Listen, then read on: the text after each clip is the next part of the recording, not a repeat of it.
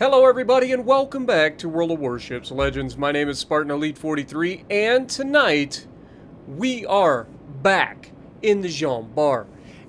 I don't know if it's Jean Bar or Jean Bart. I go with Jean Bart. Y'all know how it is. We're on Tears of the Cruiser, aka Tears of the Desert, and we're going to be pushing over towards the right side. It is an epicenter match, so we've got to keep an eye on the center of the map. Now here you can see, I don't always fire right away. I know, it's a crazy thought, but I do a lot of times wait until I have a good look.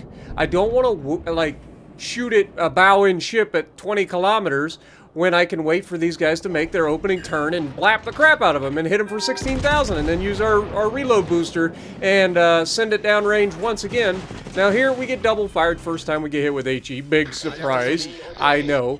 But we get another nasty hit there, taking us up 28,000 damage already. Here we get a potential chance to shoot at this Fletcher. Not gonna lie, I'm kind of, I'm not sure that I'm gonna hit this shot, but I kind of had to take it, you know. You see a destroyer, you shoot at a destroyer. That's how this works. But you can see we're going to go ahead and turn in. We're going to use the island as best we can to keep us from getting shot too much. We got a Caracciolo out there, long range. If I can sneak a shot over this island, I would feel real good about this. Come on, baby. Shot out. Looks like the front gun may have hit the island, but did we get anything through? I have no idea. But we're now going to turn our attention towards the outside. Notice that we have two of our four destroyers into the center of the map. That's good, right? That means that the enemy's not going to be getting capped, which means that allows us to be a little bit more useful on the edge. We're allowed to push the edge and try to help the team as best we can. If our destroyers hadn't gone into the mid, we would have to pay real close attention to that. But here we have a broadside Flounder, and I mean, come on. Like, how many people are going to be just broadside here? We've got so many good looks, and then we've got torpedoes coming in. I'm not going to lie, I was a little scared, but fortunately they weren't meant for me. They were meant for the Fletcher, so we're behind the island, no problem. Or they're from the Fletcher, and they were meant for our teammate. But here you can see we do have a chance to shoot this Fletcher here. He's coming out. We're going to wait for him to make his turn if we can. As soon as he commits, then we're going to go ahead and take the shot out ahead of him, try to hit him for a little bit of damage at minimum, and we do get one shell to touch the target. Not a lot of damage, but hey, every little bit counts. You never know when you're going to have to face down a destroyer solo in a battleship. So every time you get a chance to shoot them, you take a shot, and that makes it a little bit easier later on. Okay? Now, Flounder is going to be sitting out here behind the island. He's not in a position where he can do a whole heck of a lot, let's be real. He can potentially crossfire, but we have all of our destroyers over there. So what's he actually going to be able to crossfire? Not much. That being said, he does absolutely dev strike our Nagato. Again, the guy was spotted the whole time. What does our Nagato do? Oh, I'm in a tier 6 battleship. Let me just sit broadside in front of this tier 7 battleship. That'll go well. French magic bullets coming in clutch for the Flounder. But you can see I'm starting to angle away here. I don't want to get myself into too much trouble. I'm thinking about attacking the Flounder, and that's when I noticed that there's a lot of people that are trying to push into this center cap.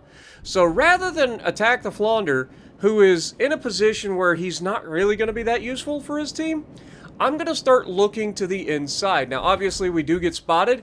The Richelieu's close. He goes full broadside. We have our reload booster. Remember, we've already used our first reload booster. We're already getting our second one off. And we just took a third of that man's health. And, of course, in 1 second, we get another shot because reload booster.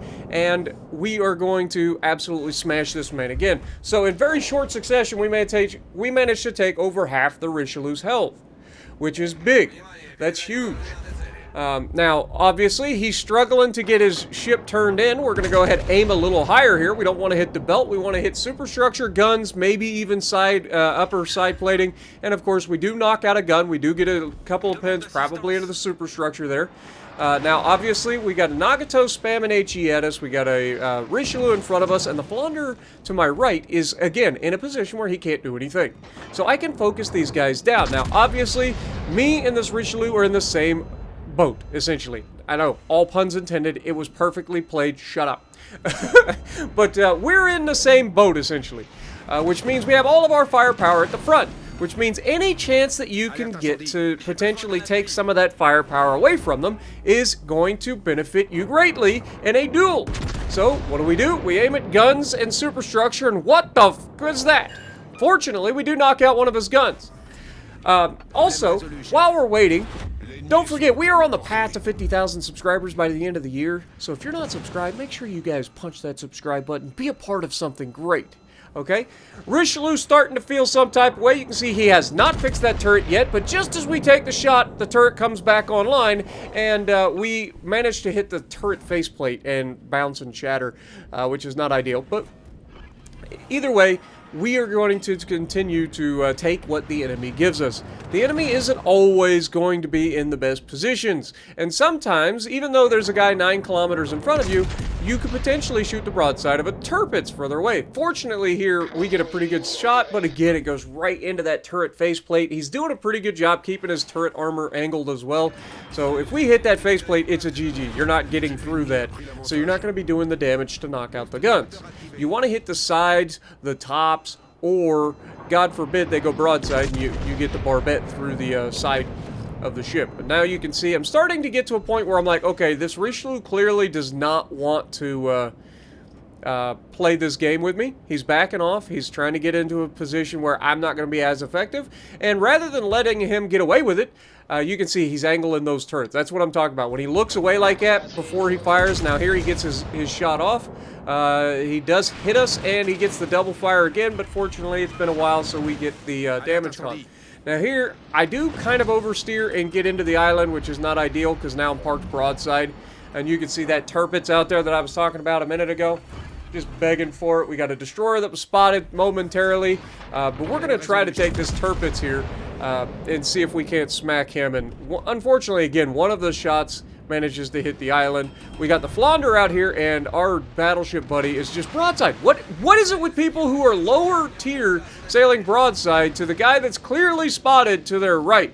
Like, I get it. I beached broadside in front of the guys on my left, so that's not ideal. I can't really say much there. Like, but still, the guy's spotted, and you consciously make the turn to go full broadside in front of him.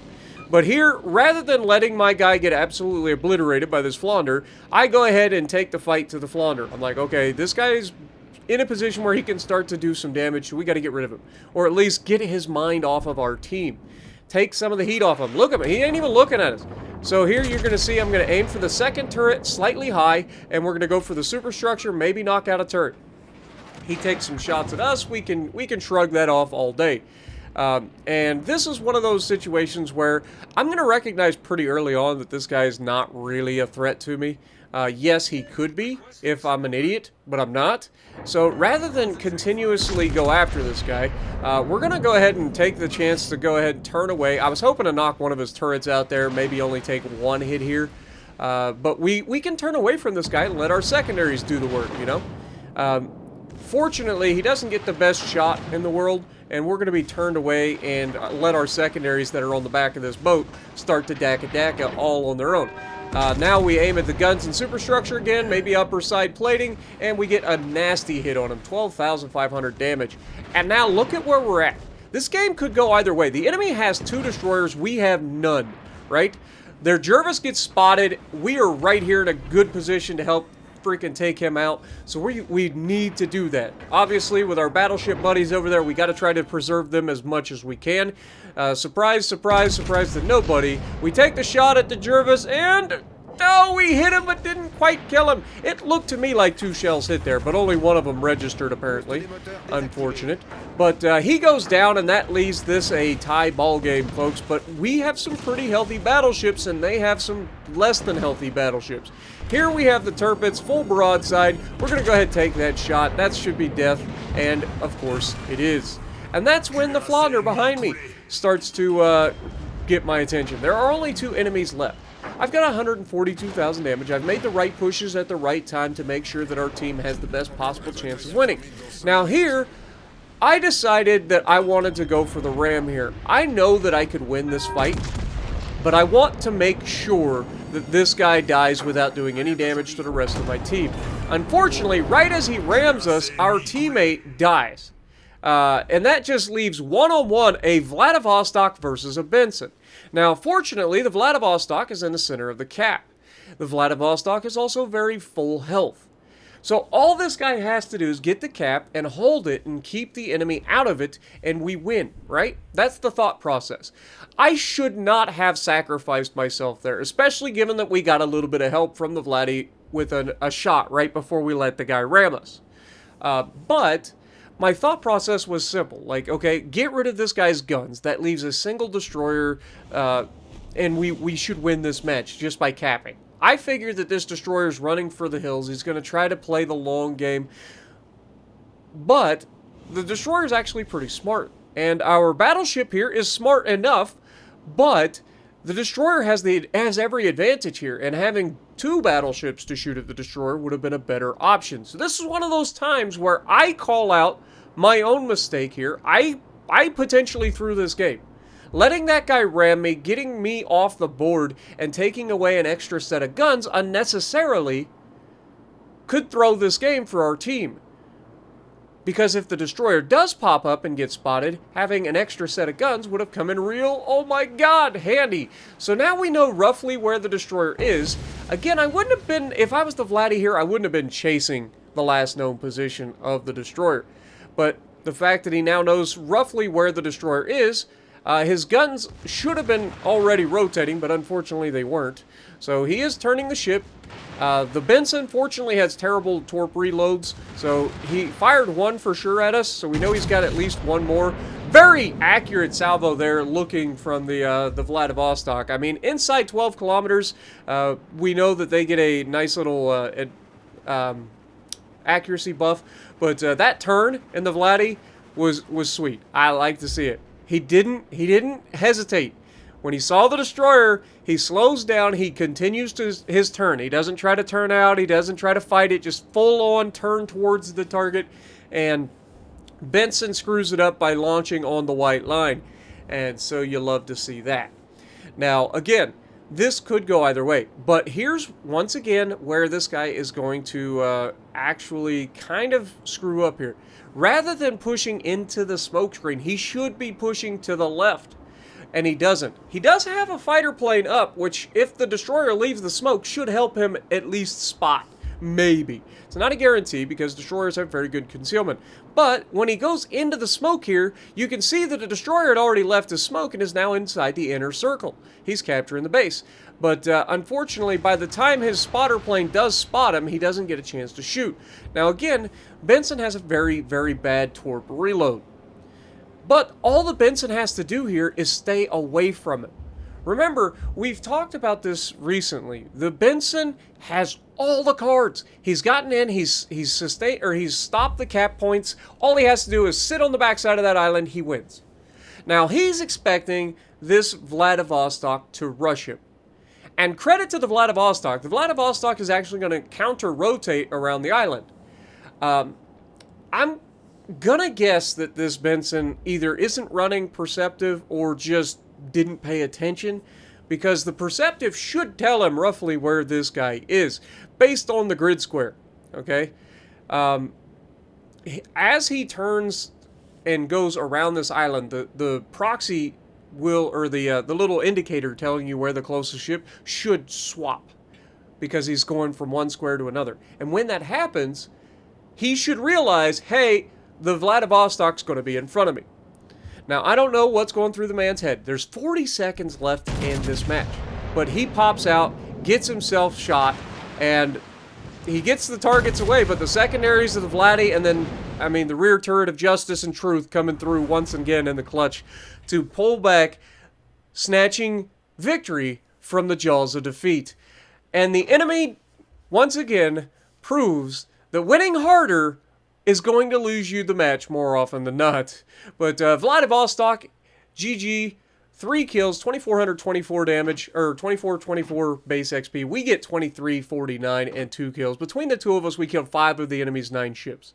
So let us know what you think down in the comments below. Did you enjoy this?